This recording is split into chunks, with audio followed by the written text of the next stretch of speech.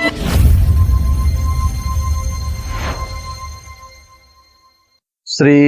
गणेशाय नमः। श्री बीणा पुस्तकधारिण्यै नमः। ज्योतिष मीमांसा यूट्यूब चैनल पर आप सभी का स्वागत है। हम पहले चर्चा कर चुके हैं।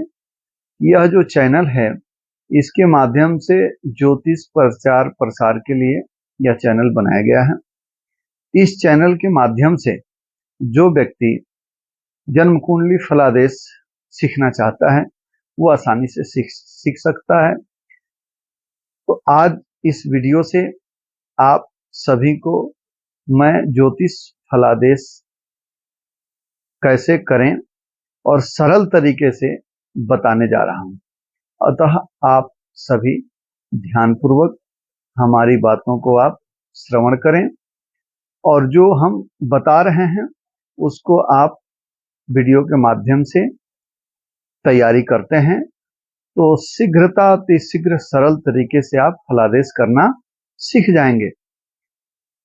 ज्योतिष फलादेश करने के लिए किन किन विषयों की अति आवश्यकता है जिसको आप तैयारी करें, तो आज मैं चर्चा कर रहा हूं।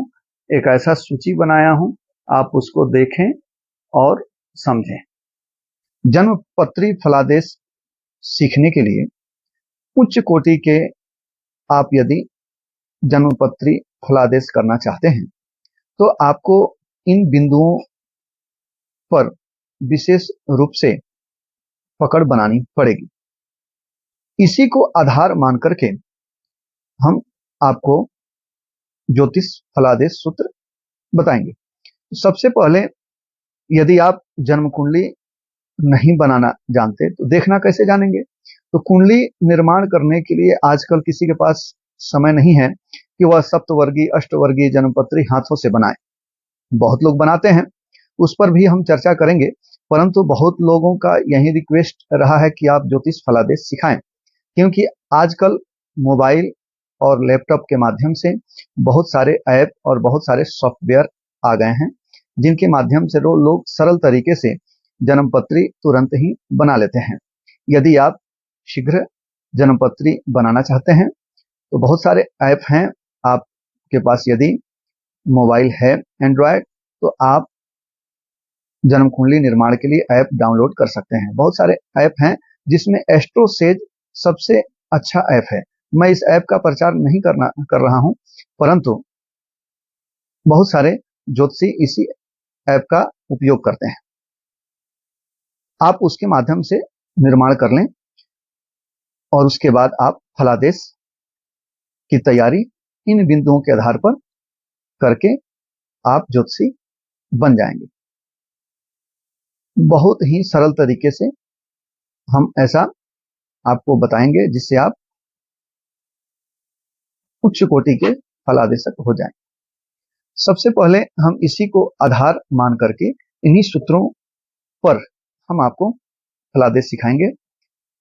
सबसे पहले नक्षत्र कितने होते हैं और उनके चरण कौन से होते हैं, उनके स्वामी, नक्षत्रों के स्वामी कौन हैं।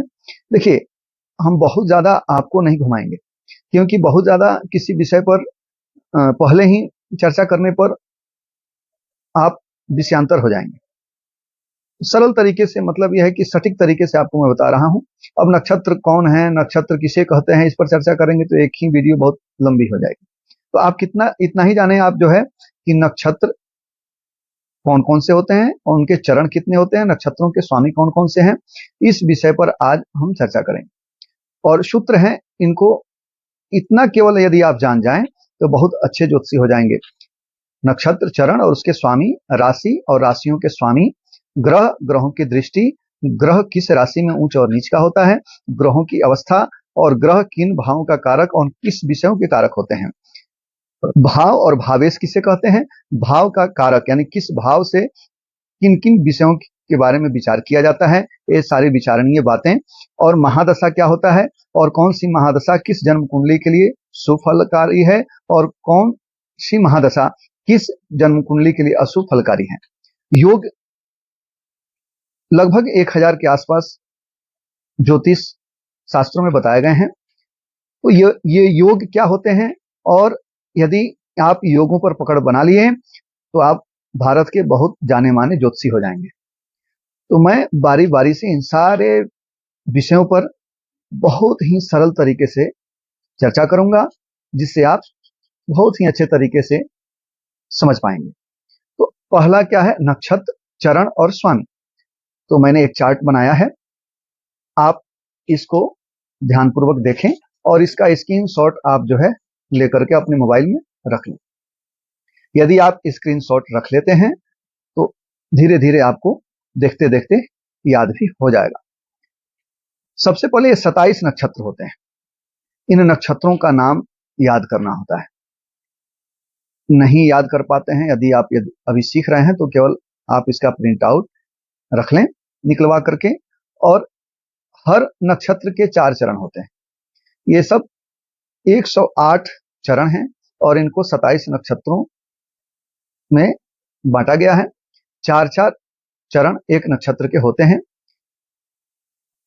इन्हीं नक्षत्र चरणों में व्यक्ति का जन्म होता है और इन्हीं अक्षरों से राशि नाम रखा जाता है, जो आप जन्म कुंडली निर्माण के माध्यम से ज्ञात कर पाएंगे ऐप के माध्यम से कि जातक का जन्म इस नक्षत्र में और किस चरण में हुआ है। इसकी भी चर्चा हम एक दिन आपको बता देंगे, ऐप में जन्म कुंडली कैसे बनते हैं और राशि नाम कैसे रखे जाते हैं। परंतु ये चार्ट रहना आपके पास बहुत जरूरी है। और यहाँ पर हमने स्वामी, किस नक्षत्र का कौन सा स्वामी है, इसे आपको आगे फलादेश में बहुत ही जरूरत पड़ेगा। कारण कि कौन सा ग्रह किस नक्षत्र में है और उस नक्षत्र का स्वामी कौन सा है, उसके आधार पर आपको शुभाशुभ फलादेश मिलेगा। आगे हम चर्चा करेंगे कि ये जो चरण हैं इनके भी स्वामी होते हैं। ये यदि आप जान गए तो अब तो और भी बहुत अच्छे ज्योतिषी बन जाएंगे। तो ये चार्ट आप जो है रख लें, स्क्रीनशॉट इसका। उसके बाद हम चर्चा करेंगे, दूसरा सूत्र है जो है इसमें दिया हुआ है राशि, राशि प्लस राशि का स्वामी। इसका भी चार्ट हमने बनाया है। ये राशियां होती हैं 12, नाम और इनके अंक, यानी कि आपको यदि कहीं 4 लिखा हुआ मिले तो आप समझिए कि कर्क राशि है। कहीं यदि आपको 7 लिखा हुआ जन्म कुंडली में दिखे तो समझिए कि तुला राशि है। तो मेष, वृष, मिथुन, कर्क, सिंह, कन्या, तुला, वृश्चिक, धनु, मकर, कुंभ, मीन, इन राशियों का नाम और इनके अंक भी आपको स्मरण रहने चाहिए।